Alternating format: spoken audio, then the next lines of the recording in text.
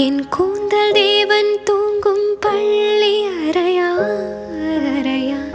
மலர் சூடும் வயதில் என்னை மறந்து போவதுதான் முறையா? நினைக்காத நேரம் இல்லை காதல் ரதியே உன் பேரை சொன்னால் போதும் நின்று வழிவிடும் காதல் நதியே.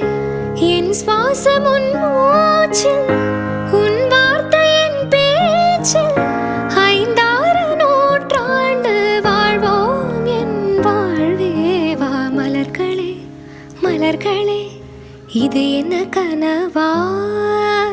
மலைகளே மலைகளே இது என்ன நினைவா? உருகியது